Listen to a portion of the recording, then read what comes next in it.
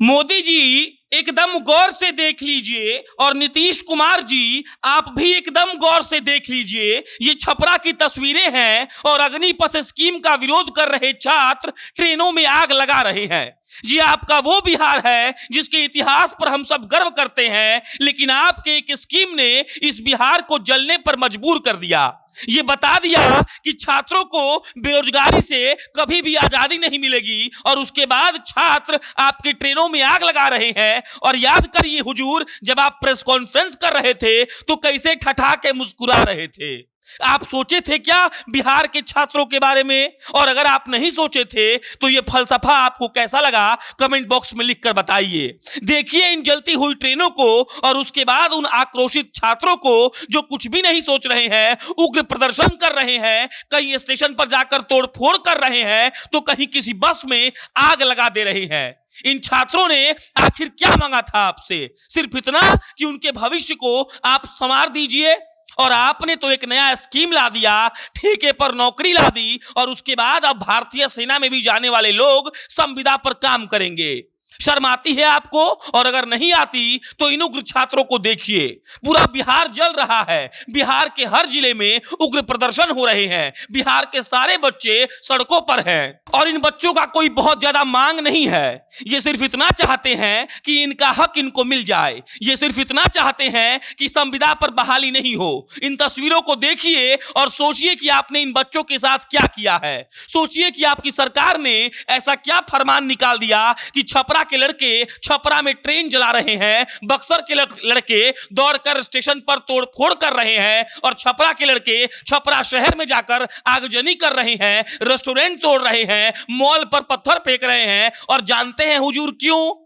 इसीलिए क्योंकि उनको समझ ही नहीं आ रहा है कि उनको क्या करना चाहिए। समझ आएगा भी कैसे? अगर समझ आ जाता तो आज वो लोग ये सब नहीं कर रहे होते। समझ इसीलिए नहीं आ रहा है क्योंकि उनको अपना भविष्य अंधेरे में दिख रहा है और आपकी निकम्मी सरकार बैठकर मलाई खा रही है।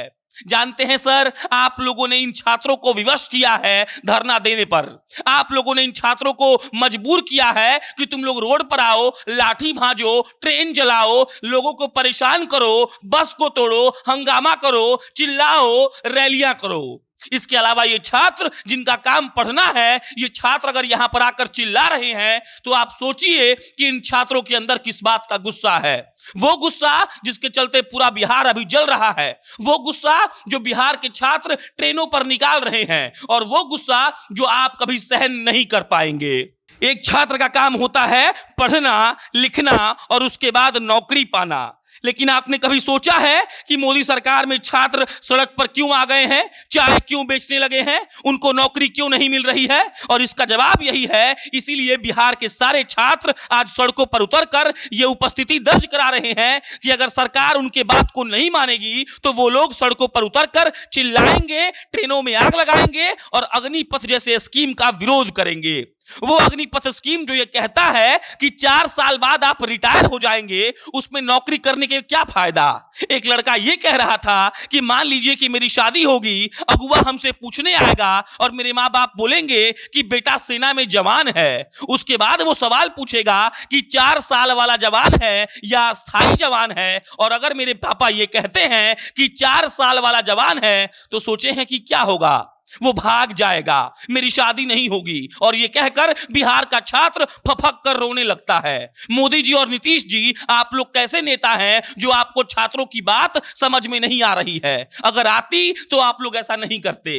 बाकी बिहार कब तक जलेगा, कितना जलेगा, इसका कोई अंदाजा नहीं है। लेकिन अगर बिहार जलेगा तो इसके जिम्मेवार सिर्फ आप लोग हैं, क्योंकि आपने तय किया है, आपने सुनिश्चित किया है कि छात्र सड़कों पर आकर चिल्लाएं। जिनका काम पढ़ना है वो रेलवे स्टेशन पर हल्ला कर रहे हैं, जिनका काम नौकरी करना है वो ट्रेन में आग लगा रहे हैं, जिनका काम सही से पढ़ लिख कर समाज में बढ़िया संदेश देना है वो लोग आज अपने हक के लिए चिल्ला रहे हैं। और इसके जिम्मेदार कौन है, इस पर सवाल पूछा जाना चाहिए। बाकी अग्निपथ को लेकर आज दूसरे दिन माहौल गर्म है। ये माहौल कब तक गर्म रहेगा नहीं पता, लेकिन ये तो तय है कि अब बड़ा बवाल होगा। पटना से जनता जंक्शन के लिए प्रशांत राय।